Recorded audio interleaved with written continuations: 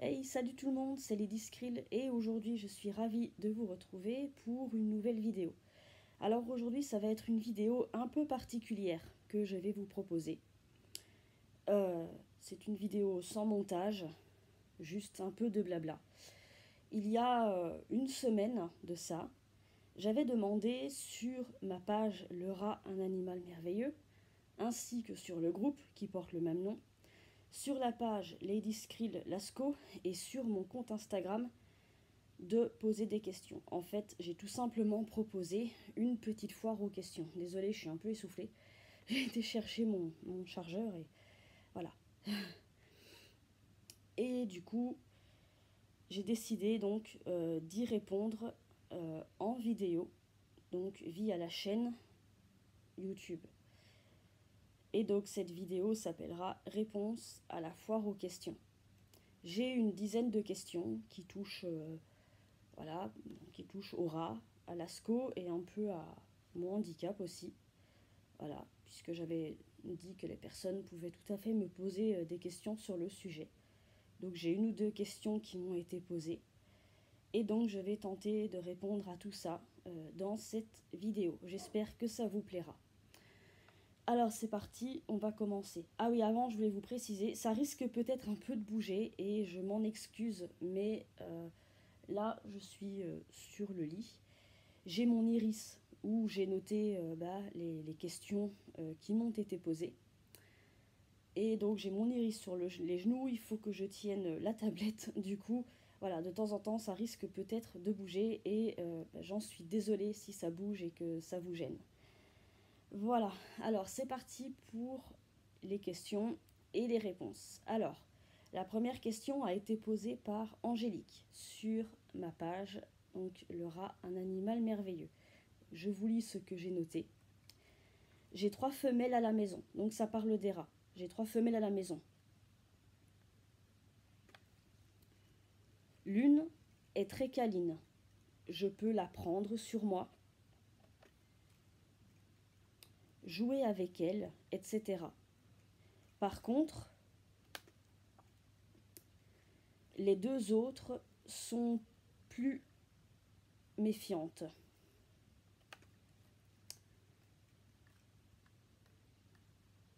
Elles me pincent dès que je veux les caresser. Y a-t-il une méthode pour les rendre plus calmes, plus câlines et moins agressives, bien qu'elles s'approchent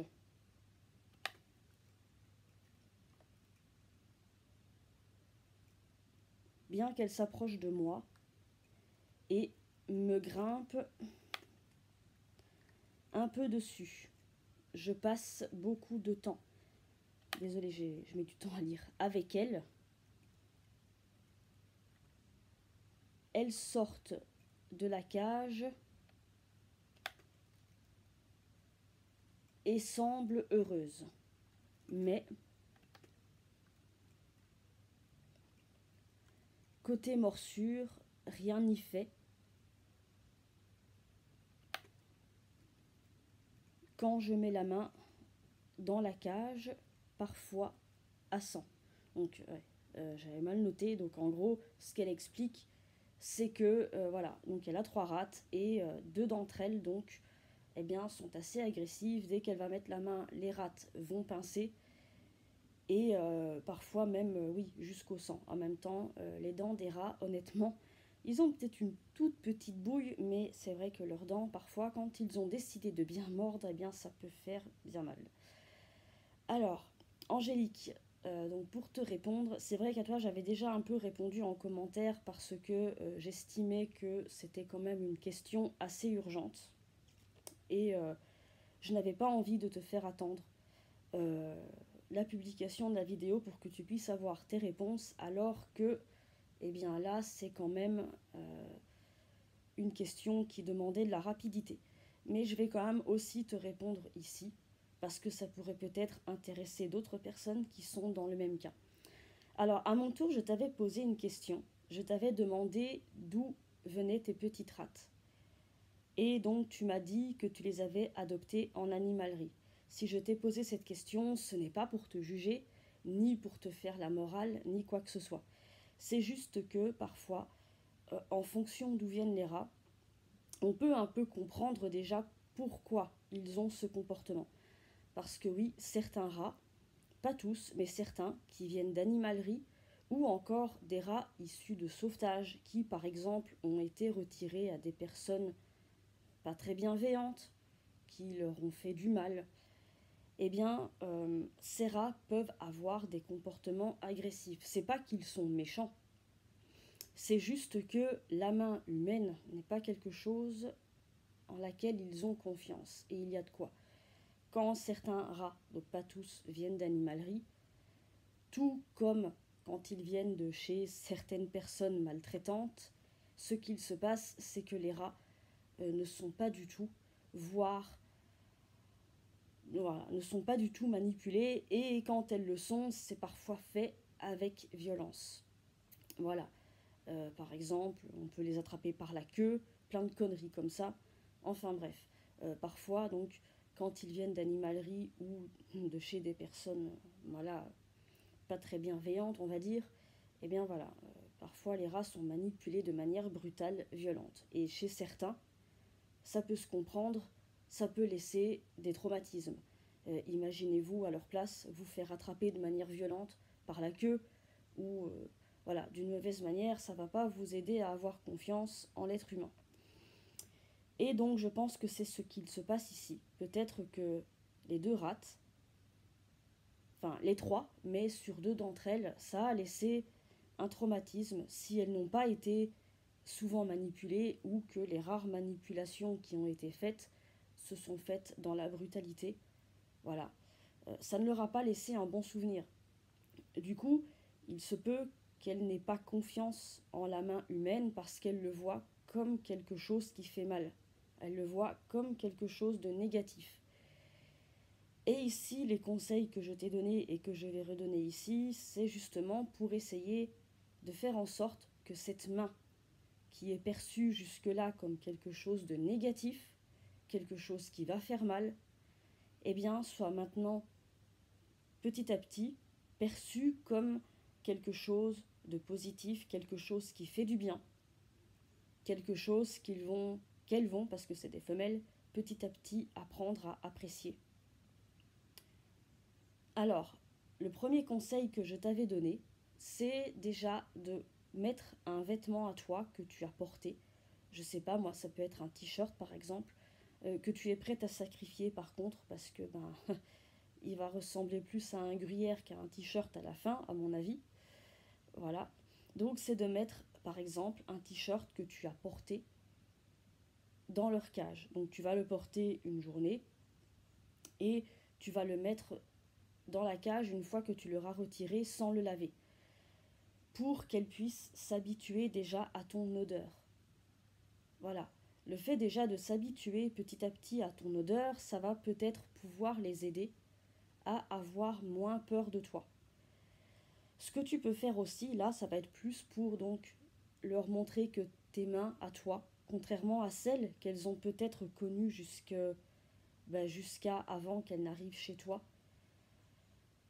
eh bien, tes mains à toi sont quelque chose de positif, sont quelque chose qui sont là pour faire du bien et non faire du mal. Et donc, ce que je t'ai conseillé, c'est voilà, de leur donner des friandises, par exemple. Voilà, de leur donner des friandises pour vraiment, encore une fois, leur montrer que ta main à toi n'est pas là pour faire du mal, qu'elle leur donne quelque chose de bon, quelque chose d'agréable. Tu peux aussi mettre donc, ta main dans la cage pour qu'elle puisse venir la sentir. Et pour éviter de te faire bouffer les doigts, parce que bon, c'est pas agréable de se faire bouffer les doigts par des rats, tu vas fermer le poing.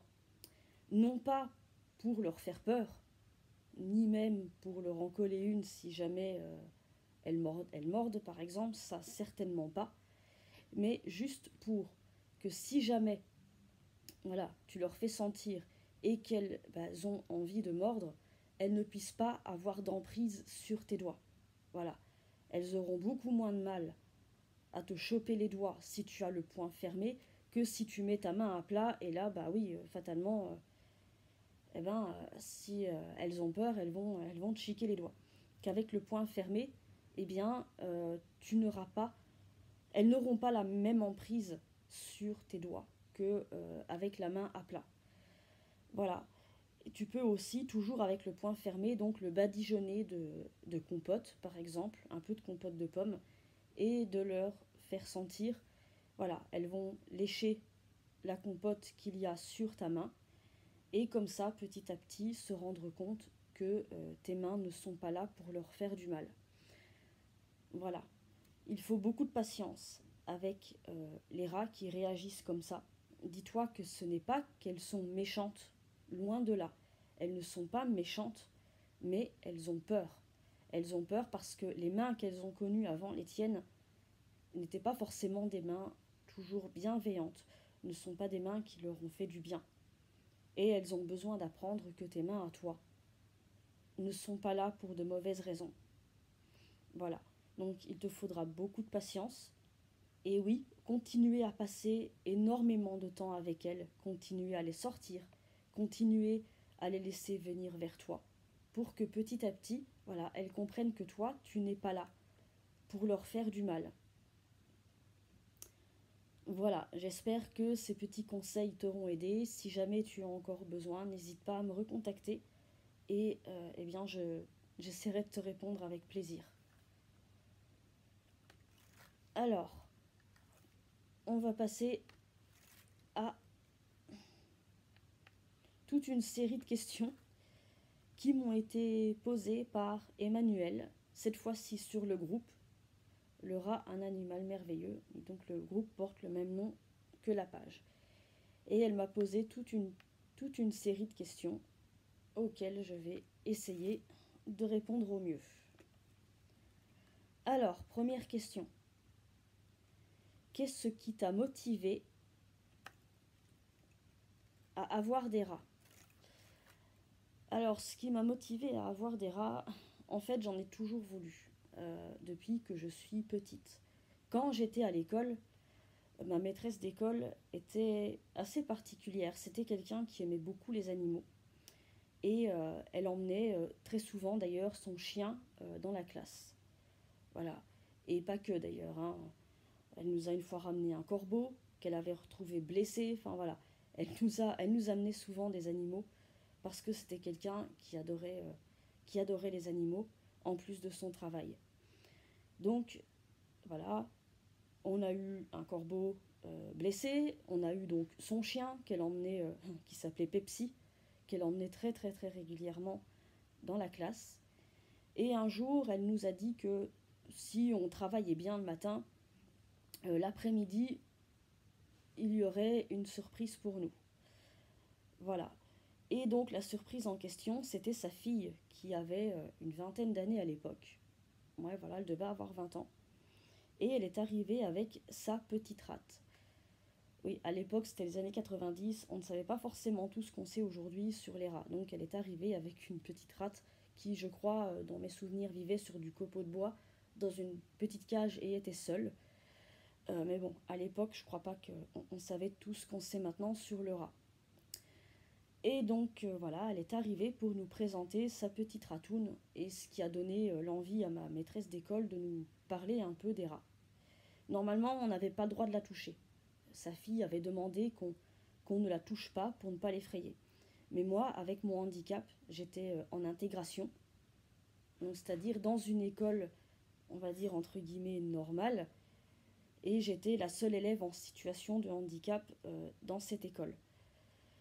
Et donc, comme moi je ne pouvais pas vraiment la voir, elle a quand même demandé, donc ma maîtresse a demandé à sa fille si, étant donné mes soucis visuels, elle acceptait que je touche la petite rate. Sa fille a accepté et me l'a gentiment mise dans les bras. Et je suis tombée en amour donc devant cette petite boule de poils qui m'a plu tout de suite. Voilà. Quand je suis rentrée à la maison, comme beaucoup d'enfants, je pense, j'ai demandé si je pouvais avoir un rat moi aussi, sauf que mes parents, et en particulier mon père, a refusé. Plus tard, à l'adolescence, j'ai redemandé si je pouvais avoir un rat, parce que l'idée ne m'était toujours pas sortie de l'esprit. Ma mère était d'accord, mais mon père toujours pas. Il n'aime pas forcément ces animaux. Ma mère, elle, n'y voyait pas d'inconvénient, mais mon père, par contre, c'était non. Et il m'a dit, quand tu auras ton chez-toi, tu feras ce que tu voudras, mais pour l'instant, c'est hors du question qu'un rat rentre ici. Voilà, et quand j'ai eu mon chez-moi, voilà, quand j'ai emménagé dans mon premier appartement, j'allais avoir 26 ans, eh bien, l'une des premières choses que j'ai fait, c'est aller adopter mon premier rat. Voilà. Et, euh, et du coup, voilà comment mon histoire dans le monde du rat a commencé. En fait, j'adorais les rats depuis que j'étais gamine. Depuis ce fameux jour où j'ai vu la petite rate de la fille de ma maîtresse d'école. Voilà. Alors, deuxième question. Tu en as depuis quand? Alors, j'ai eu des rats pendant 5 ans. Euh, j'ai adopté mon premier rat en 2012 et j'ai perdu ma petite Skrillex en 2018. Voilà, donc j'ai eu des rats pendant 5 ans et ça va faire 8 ans en décembre que je suis dans le monde du rat. Puisque donc mon premier rat, je l'ai adopté le 18 décembre 2012.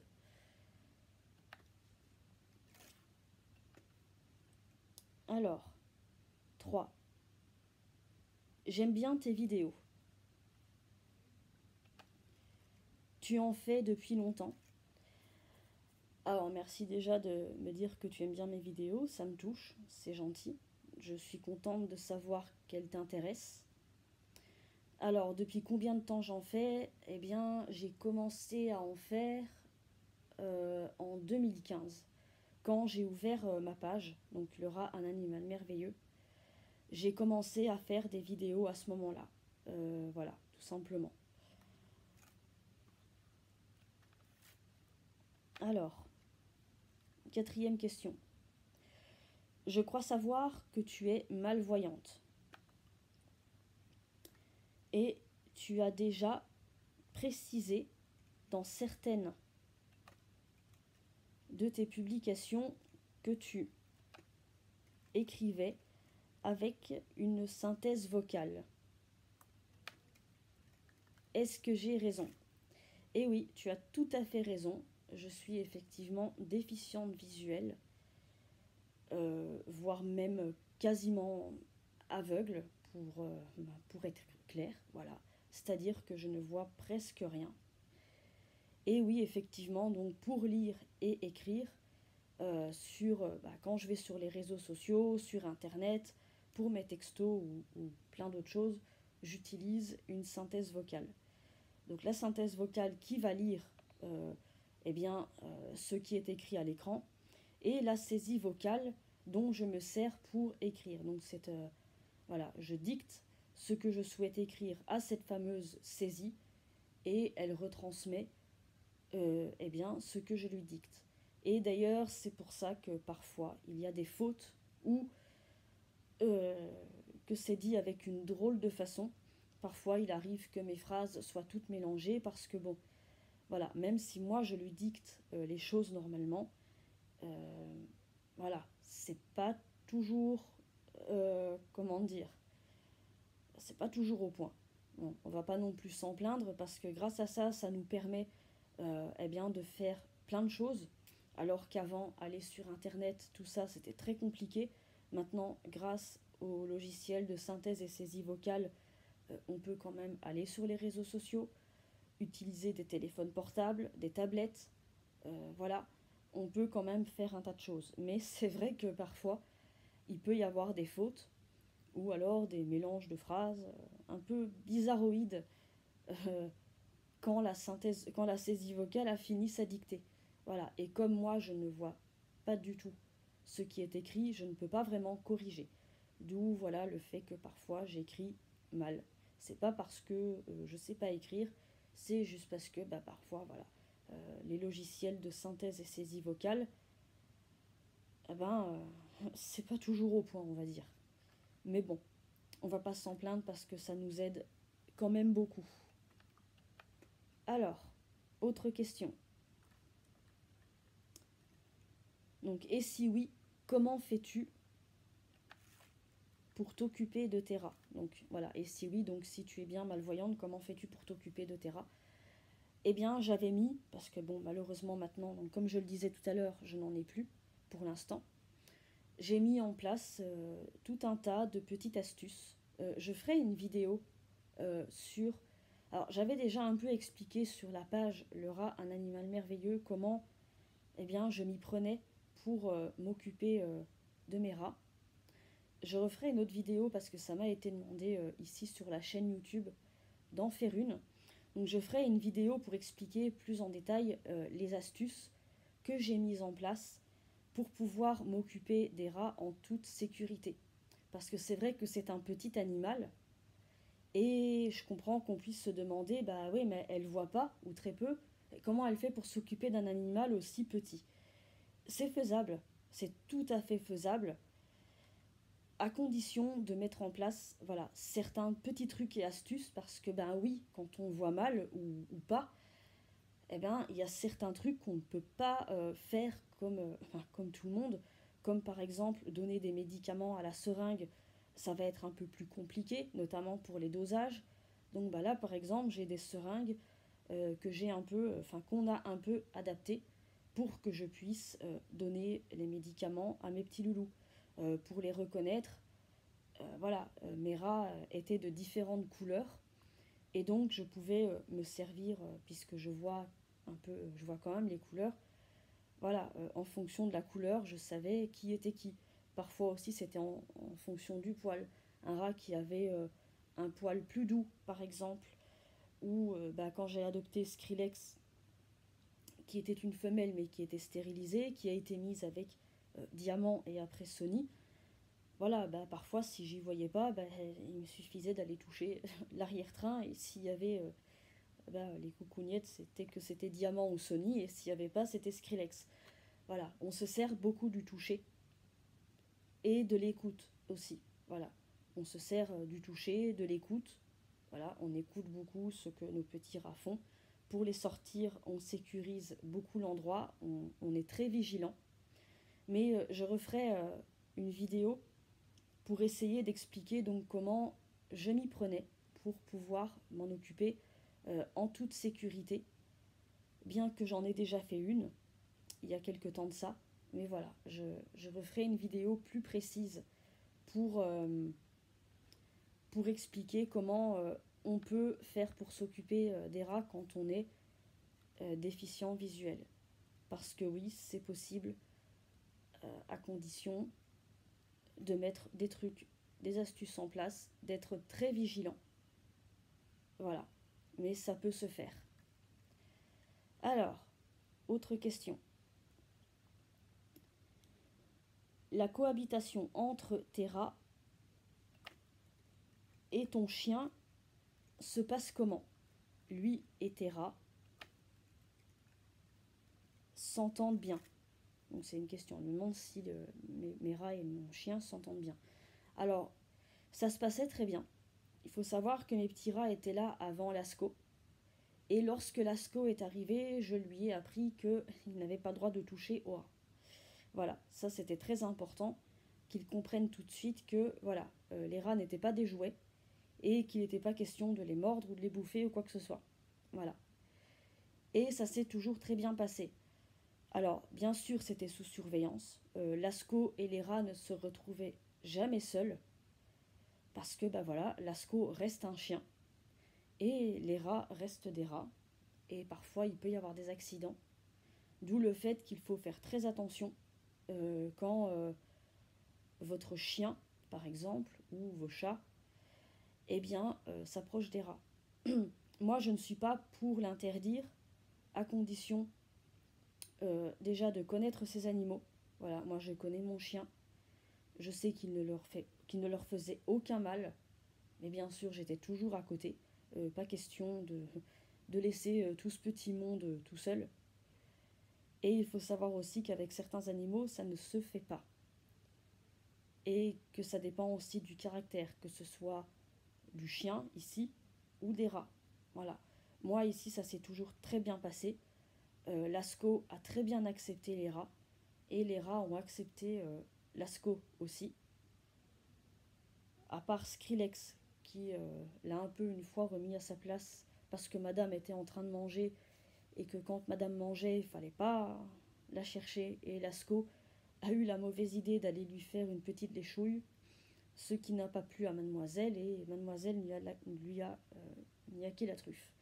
Voilà, donc il faut vraiment faire attention lorsque vous avez des rats plus d'autres animaux et ne jamais les laisser seuls. Mais oui, de mon côté, la cohabitation se passait très bien et Lasco et les rats s'entendaient très bien, à tel point d'ailleurs que quand j'ai perdu Skrillex, qui était ma dernière, eh bien ça m'a valu une belle déprime de la part de Lasco.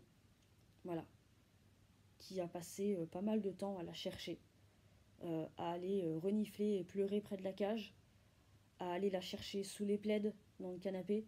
Enfin voilà, il était vraiment perdu quand j'ai perdu ma dernière rate. Voilà pour répondre à ta question, j'espère que ma réponse te satisfait. Alors, autre question. Qu'est-ce qui t'a poussé, par exemple, à faire un groupe Facebook? euh, depuis, depuis combien de temps, existe-t-il? Alors, ce qui m'a poussé à créer mon propre groupe, eh bien, c'est que qu'on soit bien clair, je ne critique personne. Chacun gère son groupe comme il le veut. Et je ne donnerai pas les noms des groupes où je suis allée, parce que j'ai pas envie d'avoir des commentaires ou dans lesquels je pourrais lire que tel ou tel groupe, c'est de la merde, que les gens sont méchants, que ceci, que cela. Chacun gère son groupe comme il le veut. Et comme je dis toujours, quand un groupe ne plaît pas, eh bien, on s'en va, on le quitte, mais on ne critique pas le travail des uns et des autres. Tenir un groupe n'est pas facile, voilà, c'est du boulot. On s'en rend pas toujours compte, mais c'est du boulot. Et chacun gère son groupe comme il l'entend, comme il le ressent, avec ses convictions, sa façon de penser. Donc je ne veux pas de critique sur tel ou tel groupe. Voilà. Maintenant, moi, quand j'ai débuté, donc ce qui m'a poussé à créer mon propre groupe, c'est que donc quand j'ai débuté dans les rats, eh bien, je ne savais pas grand-chose, comme beaucoup de gens. Voilà, je découvrais aussi en même temps Facebook et tout ça. Et au début, c'était un peu compliqué pour moi. Donc j'ai commencé à aller dans les groupes dédiés aux rats. Et j'avoue que sur les premiers groupes où je suis allée, je ne me suis pas sentie à l'aise. Parce que voilà, par exemple, mon rat, donc MJ et après Milady, ont vécu seuls parce que voilà, mon compagnon, sans rentrer dans les détails, qui avait à l'époque assez peur des rats, ne voulait pas que j'en ai un deuxième. Et moi, de mon côté, j'avais mes propres craintes, puisque, étant en situation de handicap, quand on me parlait d'intégration, tout ça, j'avais un peu peur de ne pas être capable de gérer. C'était une découverte pour moi aussi. En même temps que j'ai adopté mon rat, j'avais mon premier rat, j'avais mon premier appart, j'apprenais à être autonome. Voilà, alors que jusque-là, c'était mes parents qui faisaient tout pour moi. En fait, j'étais en plein apprentissage de tout. Aussi bien apprendre à m'occuper d'un petit animal comme un rat, aussi bien aussi à entretenir une maison. Enfin, je découvrais aussi un peu plus en profondeur les réseaux sociaux. En fait, j'étais en pleine période de découverte et ce, à tous les points de vue. Voilà. Et donc, quand j'ai adopté mon premier rat, oui, il était seul dans une cage pas du tout adaptée. Et donc, j'ai commencé à aller sur les groupes, poser des questions, tout ça. Et donc, on m'a expliqué que le rat était grégaire. Ce que je me suis empressée d'expliquer à mon compagnon pour que on puisse acheter une plus grande cage et aussi pour que je puisse adopter un second rat pour tenir compagnie à MJ. Sauf que mon copain, au départ, c'était hors de question d'avoir une plus grande cage, hors de question d'avoir un autre rat. Et je ne pouvais pas prendre ma voiture et aller acheter ma cage et aller adopter un autre rat, puisque voilà, je ne peux pas conduire. Donc mon copain ne voulant pas m'emmener, que ce soit acheter une autre cage ou adopter un autre rat, j'étais tout simplement coincée. Et j'essayais bien sûr d'expliquer tout ça sur les groupes où j'allais, en précisant le pourquoi c'était si compliqué pour moi. Mais voilà, leur manière de gérer faisait que, pour eux, et c'est leur droit, je ne les critique pas, si t'es pas capable, tu prends pas de rat. Certains m'ont même dit, quand j'ai expliqué mon handicap en fait, et le pourquoi c'était si compliqué, certains m'ont carrément dit, quand on est handicapé, on prend pas d'animaux. Voilà. Paroles qui font mal. Pour moi, et même si encore une fois, chacun gère à sa manière, j'ai trouvé certaines de ces personnes très dures. Mais à contrario, j'ai eu des personnes qui venaient vraiment m'aider, qui ont compris mes difficultés, qui ont compris que pour moi les choses n'étaient pas simples et qui ont essayé de m'aider. Voilà. Qui ont compris et qui ont essayé de m'aider, qui ont même essayé de parler avec mon copain, mais qui ne m'ont pas jugé, comme l'ont fait peut-être certaines autres personnes qui m'ont jugé et parfois très sévèrement. Voilà. Et qui me disaient clairement, nous on n'en a rien à foutre que tu sois handicapé, on n'en a rien à foutre de tes problèmes, nous tout ce qu'on voit c'est que t'as un rat qui vit seul et que tu n'es qu'une sale égoïste. Voilà. Et quand on est handicapé, on prend pas de rats, on prend pas d'animaux quand on est inapte. Voilà. Sans chercher quelque part à m'aider. Et d'autres personnes, voilà, à contrario, ont essayé de m'aider. Voilà. Ils m'ont compris, ils ont essayé de m'aider sans me juger. Et au final, ça a marché. Voilà. Ça a fonctionné puisqu'après, j'ai enfin pu avoir de rats. Et au départ, donc, j'ai créé tout d'abord ma page. Et puis ensuite, j'ai eu moi aussi envie d'aider d'autres personnes qui étaient soit en situation de handicap ou pas. Mais j'ai eu envie moi aussi, voilà, d'aider, de comprendre comme moi certaines personnes m'avaient compris, sans me juger, mais juste en essayant de m'aider au mieux. Et c'est comme ça qu'avec une amie, on a eu l'idée de créer un groupe. En fait, il n'y avait qu'un seul groupe sur lequel je me sentais à l'aise. Malheureusement, ce groupe n'existe plus aujourd'hui. Voilà. Parce que quand j'ai débuté les groupes où j'étais, et je ne donnerai pas de nom, je me sentais vraiment très mal. Honnêtement, je me sentais vraiment pas à l'aise du tout, à tel point que je n'osais même plus poser de questions, parce que dès que je posais une question, je me prenais une avalanche de jugements, parfois limite méchants, dans la figure. Et il n'y avait qu'un seul groupe où j'étais vraiment à l'aise, où on m'a compris, et où même certaines personnes ont été virées, parce que, de nouveau, jugement mal placé. Et quand ce groupe a malheureusement fermé, j'ai eu envie de... Voilà, avec une amie, Chloé, on a eu envie de créer un groupe où tout le monde puisse se sentir à l'aise, où les gens ne seraient pas jugés, où au lieu de si tu peux pas, tu fais pas, point barre, on allait essayer de comprendre, d'apporter des solutions. Voilà, je voulais en quelque sorte rendre ce que certaines personnes m'ont apporté. Certaines personnes m'ont jugé, d'autres m'ont aidé. Vraiment aidé. Et j'ai voulu, rendre moi aussi cette aide que certaines personnes m'avaient donnée. J'ai eu envie, à mon tour, de la donner. Et d'aider à mon tour d'autres personnes en les comprenant, en essayant d'apporter des solutions et en évitant de les juger. Alors bien sûr, sur mon groupe, on n'accepte pas tout et n'importe quoi, et on n'accepte pas le mensonge. Mais voilà, on va essayer de comprendre et d'apporter des solutions, même si ça prend plus de temps. Voilà, parfois ça me prend plus de temps, mais c'est pas grave. Je veux vraiment pouvoir aider comme moi, certaines personnes m'ont aidé. Voilà ce qui m'a motivée à créer le groupe Le Rat, un animal merveilleux. Mais j'étais pas seule. J'ai été aidée au départ par Chloé. Après, j'ai eu toute une équipe. Maintenant, j'ai une nouvelle équipe qui est tout aussi formidable et qui, voilà, eux aussi essayent, elles aussi, parce que ce ne sont que des filles, elles aussi essayent d'aider. Voilà, elles aussi essayent d'aider sans juger, mais juste en essayant d'apporter des solutions et en faisant en sorte que chacun se sente à l'aise au maximum.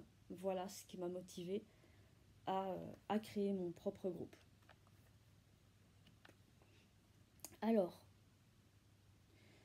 pour le nettoyage des cages, donc c'est toujours Emmanuel qui pose les questions. Pour le nettoyage des cages, sais-tu combien de temps faut-il laisser agir le vinaigre blanc? Alors oui, c'est vrai donc que pour nettoyer, et donc tu me disais aussi que tu voyais des personnes qui disaient qu'il fallait utiliser du savon, du vinaigre et tout ça. Alors je vais vite expliquer vite fait comment ça se passe. C'est vrai qu'utiliser du vinaigre blanc uniquement en réalité ne sert à rien, parce que le vinaigre désinfecte, mais il ne lave pas. Donc déjà c'est vrai qu'il faut utiliser un produit détergent sans javel, ou du savon noir, ou du produit de vaisselle, enfin voilà, un produit qui va laver. Et ensuite, en deuxième partie, on va effectivement utiliser du vinaigre blanc. Mais je ne pense pas qu'il y ait un temps pour que le vinaigre agisse. C'est pas comme certains produits où effectivement il faut attendre quelques minutes, parfois 15, parfois 20, parfois 5, enfin voilà. Le vinaigre blanc, je n'ai jamais entendu qu'il fallait laisser un temps de pause pour qu'il agisse.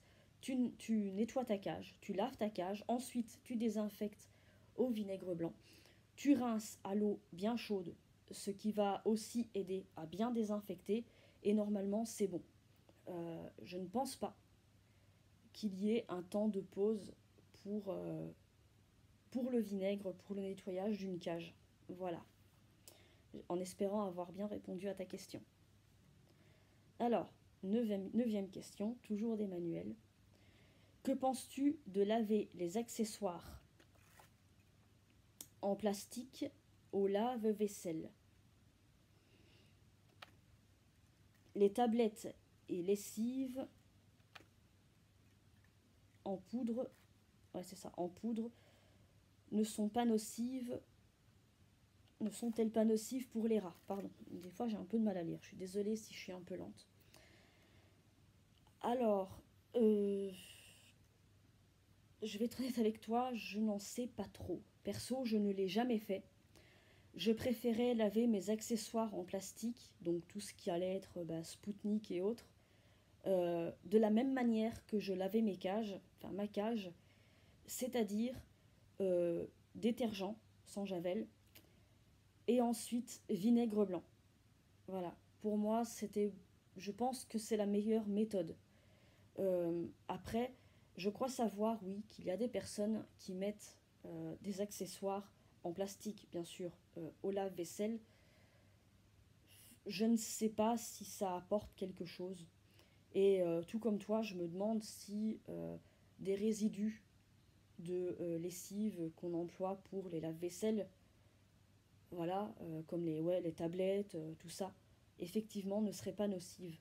Moi, perso, je conseillerais plus, voilà, de nettoyer les accessoires en plastique de la même manière qu'on nettoie les cages, donc c'est-à-dire avec soit du produit de vaisselle, soit du savon noir par exemple, ou un produit détergent sans javel, bien rincé, tout repasser au vinaigre blanc, bien rincer à l'eau très chaude, et voilà. Pour moi, je pense que c'est la meilleure méthode.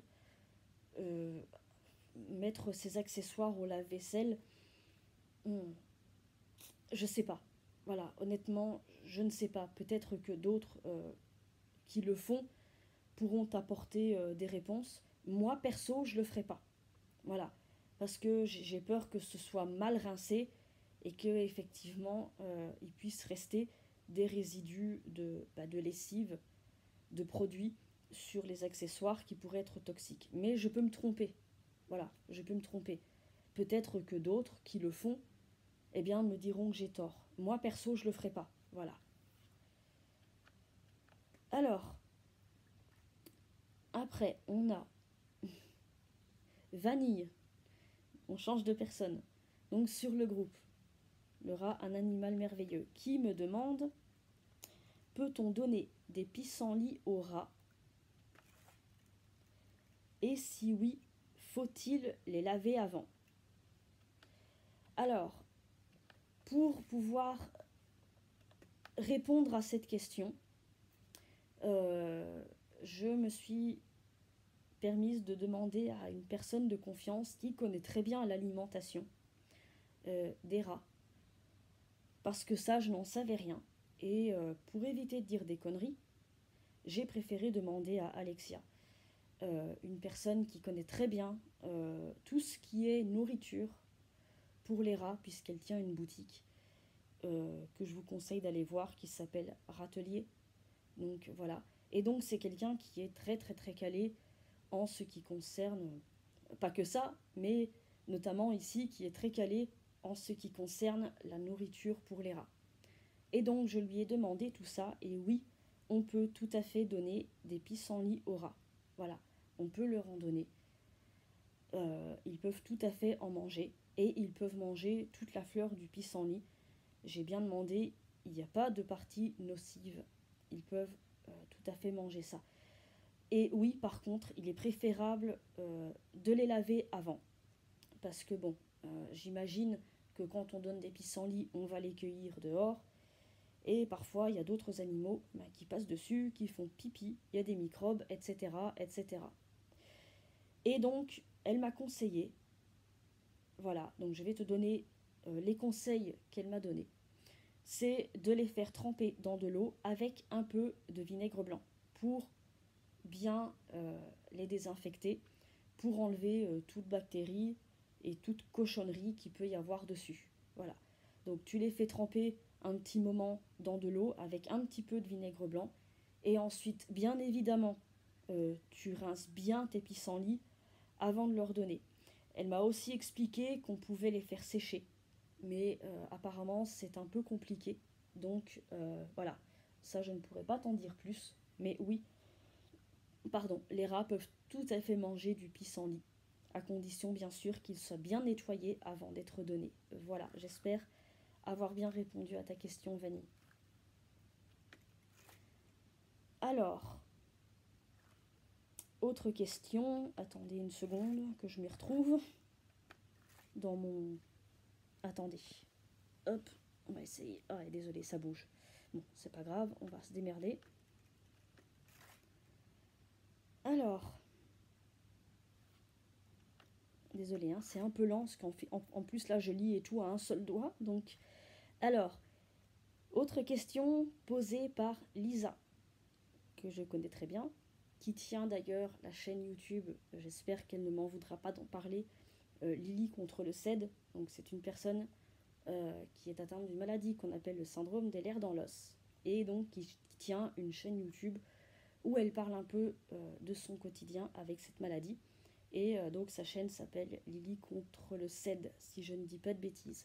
Et donc Lisa m'a posé une question donc sur le groupe, toujours. Et elle me demande: comptes-tu reprendre des rats? J'espère que oui, gros bisous. Alors, ça c'est une très bonne question. J'aimerais reprendre des rats. C'est vrai qu'après le décès de Skrillex, j'ai ressenti le besoin de faire une pause. Parce que, voilà, j'ai eu 7 rats. Et ben, le problème avec les rats, c'est que tu t'y attaches, vraiment. Mais il ne reste pas longtemps dans ta vie, puisque c'est un animal qui a une espérance de vie limitée, 2 ans et demi, 3 ans en moyenne, parfois moins, parfois un peu plus, mais voilà. Ce sont des animaux qui font malheureusement un passage éclair dans notre vie, et pourtant quand on les aime, on s'y attache vraiment. Et c'est vrai qu'après le décès de Skrillex, j'ai ressenti le besoin de faire une pause. Voilà, parce que ça me faisait vraiment très mal de les perdre. Et quand j'ai voulu arrêter la pause et en reprendre, mon copain s'y est opposé. Voilà. Il ne voulait plus de rats chez lui. Voilà. Il ne voulait plus que je reprenne des rats. Tout simplement parce qu'il estime que ça détruit tout. Parce que voilà, par exemple, mon petit Roméo n'a pas pu s'empêcher de faire un peu travailler ses dents sur le canapé du salon. Et donc il a fait un petit trou dans le canapé, ce qui a mis mon copain en colère. Et voilà, bon, ce sont des rongeurs, donc oui, parfois il est arrivé, sans le faire exprès, qu'il y ait un peu de destruction. Comme des draps de lit, bon voilà, le petit trou dans le canapé. Voilà. Et ça, mon copain, ça le gonfle. Voilà. Et donc, jusqu'ici, il ne voulait plus que je reprenne des rats. Alors là, maintenant, son discours a un peu changé, mais voilà. Là, maintenant, il me dit que je peux en réadopter, mais, que ils n'auront pas le droit d'aller sur le canapé, ils n'auront pas le droit d'aller sur le lit, ils n'auront pas le droit d'aller dans la salle de bain. Et il faudra trouver une solution pour les vacances, parce que maintenant, il a décidé que tous les ans, en été, on partirait une semaine en vacances, et qu'il n'est pas question que j'emmène les rats. Voilà. Et donc, du coup, je m'abstiens toujours d'en reprendre, parce que si c'est pour avoir des rats, mais qu'ils soient enfermés en cage, parce qu'ils n'ont pas le droit de sortir, comme ont eu le droit mes autres loulous, c'est-à-dire que mes autres rats, ils sortaient sur le canapé, parfois dans le lit, parfois dans la salle de bain, parce que c'était la pièce la plus sécurisée, voilà, la pièce où je pouvais aisément surveiller. Eh bien, si c'est pour avoir des rats et qu'ils soient constamment enfermés dans la cage, je n'ai pas envie de ça. Voilà. Il n'est pas question pour moi d'avoir 2 rats malheureux qui ne peuvent pas sortir, qui ne peuvent pas avoir la même vie qu'ont eu les autres rats que j'ai eus avant. Voilà. Et en ce qui concerne les vacances, il faut savoir qu'ici, je suis pas mal isolée. Je ne connais personne. J'ai pas vraiment d'amis. Et donc, personne en qui je peux avoir confiance pour garder mes petits rats. Et dans ma famille, à part peut-être une de mes sœurs, qui peut-être accepterait de les garder une semaine, ma famille déteste mes rats. Voilà. Ils détestent les rats. Ils ne comprennent d'ailleurs pas ma passion pour ces animaux-là. Pour eux, ce sont des nuisibles, des bestioles porteuses de maladies. On m'a déjà dit, tu vas finir par mourir avec tes merdes. Voilà. Donc c'est pas à ma famille que je pourrais demander s'ils accepteraient de garder mes petits rats pour les vacances, parce que ce serait non. Il y aurait peut-être une de mes sœurs qui, malgré qu'elle a un peu peur des rats, comprend ma passion et en a même apprécié d'eux, Diamant et Milady, qui ont été appréciés par Morgane, puisqu'elle s'appelle Morgane, donc la sœur en question. Donc peut-être qu'elle accepterait, mais bon, je ne lui imposerai pas si elle a peur, parce que bon, quand on a peur, moi, ne me demandez pas de garder un cheval, j'en ai une peur bleue. Donc je peux comprendre que quand on a peur, on n'ait pas envie de garder l'objet de notre peur à la maison. Donc voilà. Ce qui fait que, pour l'instant, je considère que c'est toujours non. Parce que voilà. Je comprends que mon copain puisse avoir envie de partir en vacances l'été. Voilà. Et comme je ne connais personne de confiance pour garder mes loulous une semaine, et je ne les confierai pas à n'importe qui. J'ai j'ai du mal, j'avais du mal. Déjà une fois, j'ai dû laisser mes petits rats avec mon copain pour aller à l'hôpital. Donc j'étais chez ma sœur et du coup mes petits rats étaient restés chez mon copain et j'avais la boule au ventre alors que pourtant c'était mon copain et qu'il les connaissait. Donc voilà. Je ne connais personne de confiance à qui je pourrais confier mes petits rats les yeux fermés. Et en plus, voilà, si c'est pour qu'ils ne puissent pas bouger de leur cage, tant qu'il restera sur cette position, eh bien, je ne reprendrai pas de rat. Même si j'en crève d'envie. Parce qu'il me manque énormément. Le rat, c'est ma passion. Donc oui, il me manque. Le rat me manque. Le contact avec les rats me manque. Mais je ne prends pas des animaux pour les laisser enfermés en cage et pour qu'ils entendent gueuler dès qu'ils sortent parce qu'ils sont sur le canapé ou quoi. Je ne veux pas de cette vie-là pour eux. Voilà, je ne veux pas de cette vie-là pour eux. Ils ne méritent pas ça. Donc voilà. Donc pour l'instant, tant qu'il n'aura pas changé de point de vue, eh bien je ne reprendrai pas. Parfois il me dit, bah, si tu veux des rats, bah, vas-y, mais c'est chez toi. Alors peut-être que vous pourriez me dire, bah ok, bah, rentre chez toi et reprends des rats. Voilà. Sauf qu'il y a mon chien. Voilà, il y a mon chien. Et mon chien serait malheureux.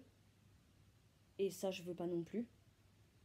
Donc voilà, tant que mon copain n'aura pas changé de position, eh bien je ne reprendrai pas de rat, même si ça me manque énormément. Voilà. Parce que je ne veux pas prendre des rats pour les laisser enfermés dans la cage sans aucune sortie. Je refuse ça. Voilà. J'espère qu'un jour il changera d'avis. Je lui ai proposé de prendre un parc pour que les rats puissent sortir. Mais il ne veut pas non plus de parc dans son salon. Donc voilà. Alors, tant que ce sera comme ça, non, je ne reprendrai pas de rat. Mais j'espère qu'il changera d'avis et que un jour je pourrai en reprendre avant de perdre totalement la vue. Parce que là, je dis pas que je pourrai plus en reprendre, mais il faudra que je me réadapte, que j'apprenne à vivre encore plus autrement, avant peut-être de pouvoir reprendre des rats. Donc voilà, j'espère qu'il changera d'avis un jour. Mais pour l'instant, c'est non. Voilà, j'espère avoir répondu à ta question, Lisa. Et je te fais moi aussi un gros bisou. Et enfin, dernière question qui m'a été posée par Maëva sur la page Lady Skrill Lascaux. Donc là, c'est une question qui concerne mon chien. Alors, je vous lis ce qu'elle m'a écrit. Est-ce que Lascaux est un chien guide ou un chien de compagnie? Comme tu fais des vidéos pour montrer ce que tu lui apprends. Alors, pour répondre à ta question, Maëva, et à d'autres qui peuvent se la poser, non, Lascaux n'est pas un chien guide. On me le demande souvent, parce que voilà, je suis déficiente visuelle et Lascaux est un labrador. Et souvent, c'est vrai que les chiens guides sont des labradors. Et donc, il y en a souvent qui pensent que Lascaux est mon chien guide. Et non, Lascaux n'est pas chien guide. C'est un chien de compagnie. Voilà. Avec qui, oui, j'apprends le dog dancing ou obé rythmé. Voilà, pour ceux qui ne le savent pas. Voilà, j'apprends à faire du dog dancing avec lui.